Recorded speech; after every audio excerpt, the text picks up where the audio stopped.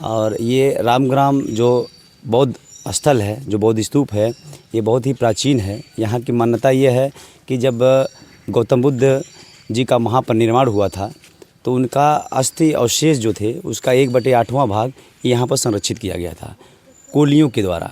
कोली वंश के जो लोग थे उनको 1/8वां भाग मिला था, तो उनके द्वारा यहाँ पे संरक्षित किया गया है। आज भी वह जो अस्थि अवशेष हैं अपने मूल रूप में हैं, विद्यमान हैं। नमस्कार, आप देख रहे हैं सलार टीवी। मैं हूं आपके साथ अरुण कुमार। इस समय हम मौजूद हैं रामग्राम, जो कि चौक से 7-8 किलोमीटर अंदर आप जंगल में आएंगे, धर्मौली में रामग्राम भगवान बुद्ध का 8वां अस्थि कलश इसी स्तूप में बताया जाता है। उस स्तूप की विकास समिति, जो रामग्राम विकास समिति के ये लोग सदस्यगण हैं, कमेटी हैं, और आने वाले 1 तारीख को भगवान बुद्ध का जयंती, बुद्ध पूर्णिमा आने वाला है, उसके बारे में ये लोग कुछ अपडेट देंगे और इस स्तूप के बारे में कुछ इससे जुड़ी हुई स्टोरीज़, कहानियाँ और इसके बारे में जो भी लोगों की मान्यताएं हैं, जो भी विश्वास जुड़ा हुआ है, इसके बारे में ये लोग बेहतर बताएंगे। चलिए इनसे बातचीत करते हैं। जी नमस्कार, आप अपना नाम बताइए। जी नमस्कार, मेरा नाम फिरोज कुमार भारती है और मैं रामग्राम बौद्ध विकास समिति का अध्यक्ष हूँ। सबसे पहले आपको बहुत बहुत धन्यवाद कि आपकी जो आपने अपने न्यूज़ चैनल पे यहाँ इस रामग्राम को दिखाने का प्रयास किया। और ये रामग्राम जो बौद्ध स्थल है, जो बौद्ध स्तूप है, ये बहुत ही प्राचीन है। यहाँ की मान्यता ये है कि जब गौतम बुद्ध जी का महापरिनिर्वाण हुआ था तो उनका अस्थि अवशेष जो थे उसका 1/8वां भाग यहाँ पर संरक्षित किया गया था कोलियों के द्वारा।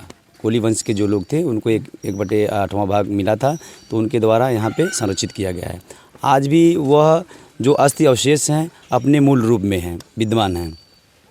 बताया जाता है कि जब अशोक सम्राट कलिंग युद्ध के बाद बौद्ध धर्म को अपनाए तो उस समय इन्होंने क्या किया कि जितने उनके अस्थि अवशेष थे 8 भाग में 7 जगहों की खुदाई करवा करके उन्होंने उसमें थोड़ा थोड़ा राख मिला करके 84,000 बुद्ध विहार बनाया उन्होंने।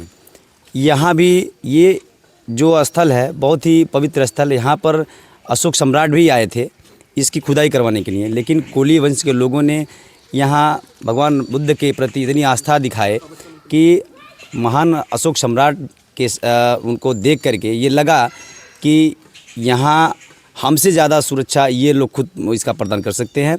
तो इसलिए उन्होंने 3 से 4 दिन तक प्रयास किया कि ये लोग थक हार के चले जाएंगे, फिर हम इनकी खुदाई करवाएंगे, लेकिन इन लोगों ने बिना खाए पिए 3 से 4 दिन तक इसकी सुरक्षा की। इसके बाद अशोक सम्राट ने हिंसा छोड़ चुके थे वो, इसलिए वह रिटर्न इन लोगों को प्रणाम करके, इस भूमि को प्रणाम करके वह वापस चले गए। तो आज भी यह अपने मूल रूप में विद्यमान है। दुनिया में अगर देखा जाए तो सबसे पवित्र स्थल ये रामग्राम बौद्ध स्तूप है, क्योंकि उनके शरीर का अपभ्रंश आज भी विद्यमान है। और जो ह्वेन सांग और फाहियान की जो पुस्तक है उसमें साफ साफ ये पता चलता है कि जो उन्होंने लिखा है कि रामग्राम जो है उसके चारों तरफ जो 7 पुष्करणियाँ हैं वो आज भी आपको देखने को मिलेंगे। चारों तरफ आप देख लेंगे तो 7 पुष्करणी विद्यमान हैं। और ठीक उसके पश्चिम में रोहिणी नदी है, उसके ठीक पश्चिम में अगर सीधी रेखा खींचते हैं तो वो देवदह है। फिर उसके पश्चिम में जाएंगे तो लुम्बिनी है। अगर पूरब की तरफ जाते हैं तो गंडक नदी है, फिर कुशीनारा है। तो ये सारी चीज़ें जिन्होंने जो ह्वेन सांग की पुस्तक में जिक्र हुआ है, कहीं न कहीं उस सारी चीज़ें, सारे तथ्य यहाँ पे मौजूद हैं, साक्ष्य के रूप में स्पष्ट हैं। तो कहीं न कहीं ये रामग्राम बौद्ध ये यही है जो नेपाल में जो चीज़ें हैं उस वहाँ पे कोई ऐसा चीज़ नहीं मिलता है। आज यहाँ ये जो ईंटें दिख रही हैं ये लगभग 2500 वर्ष पुराने ईंटें हैं। तो कहीं न कहीं अभी ये इससे पता चलता है कि ये जो रामग्राम बौद्ध स्तूप है ये 2500 वर्ष पुराना है और यही स्तूप है जो भगवान बुद्ध के अस्थि अवशेष आज भी विद्यमान हैं। और इसके साथ साथ मैं आपको ये भी बता दूं कि आने वाले 1 मई को विशाल बुद्ध मेला का आयोजन किया गया है, जो बैशाखी पूर्णिमा जिसको बोलते हैं त्रिविधि पावनी पूर्णिमा, बैशाख पूर्णिमा बुद्ध जयंती समारोह का आयोजन किया गया है, जिसमें आप सभी क्षेत्रवासी, जनपदवासी, देशवासियों का हार्दिक स्वागत, अभिनंदन करते हैं हमारी पूरी टीम के साथ। और निवेदन करते हैं कि आप लोग 1 मई को अधिक से अधिक संख्या में आएँ और उस कार्यक्रम को सफल बनाएं और यहाँ इस महान पवित्र स्थल का दर्शन करें और मन को शांति प्राप्त करें। आप लोग इसकी डेवलपमेंट के लिए, इस स्तूपा को रीडेवलप करने के लिए, इसके आसपास जो विकास कार्य हो रहा है उसको और गति प्रदान करने के लिए, इसको यूनेस्को में लिस्टेड कराने के लिए आप लोग प्रशासन से क्या डिमांड रखेंगे, मांग रखेंगे? जी। इसके बारे में बताइए। जी बिल्कुल। अभी मुख्यमंत्री जी के आदेश पे उन्होंने उनके जो हमारे यहाँ के सांसद जी हैं, इस समय वित्त मंत्री हैं माननीय पंकज चौधरी जी, जिनके आवाज़ उठाने से सांसद में उन्होंने इस राम ग्राम का आवाज़ उठाया और मुख्यमंत्री जी ने इस पे विचार करके यहाँ पे राम ग्राम के नाम से बजट पास किया, जो यहाँ पे यात्री निवास, ध्यान केंद्र वगैरह बन रहे हैं। बीच में यहाँ पे खुदाई का काम भी चल रहा था, इस समय रुका हुआ है।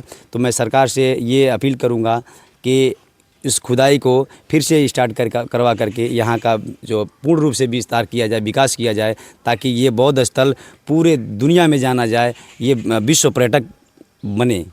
यही हम लोगों का मांग है। नमस्कार, आप देख रहे थे सलार टीवी। मैं हूं आपके साथ अरुण कुमार। कैमरे के पीछे हमारे साथी हैं राकेश, और ये लोग राम ग्राम विकास समिति के मेंबर हैं। इनकी जो डिमांड्स थी हम आप लोगों के जरिए प्रशासन तक पहुंचाने की कोशिश कर रहे हैं। और एक अपडेट, जो 1 मई को बुद्ध पूर्णिमा पर यहाँ पे भव्य मेला लगने वाला है। आप क्षेत्रवासी यहाँ पे सादर आमंत्रित हैं। इस मेले में आइए और भगवान बुद्ध के उपदेशों से अवगत होइए, उनसे कुछ सीख लेकर के जाइए और इस मेले में आप लोग आइए और इनका भी हौसला बढ़ाइए और भगवान बुद्ध से आप लोग कनेक्ट होइए। भगवान बुद्ध को आप लोग मानते हैं, जानते हैं, आप लोग क्षेत्र के हैं, तो आप लोगों को जानना चाहिए। इस मेले में ज़रूर से आइए। धन्यवाद।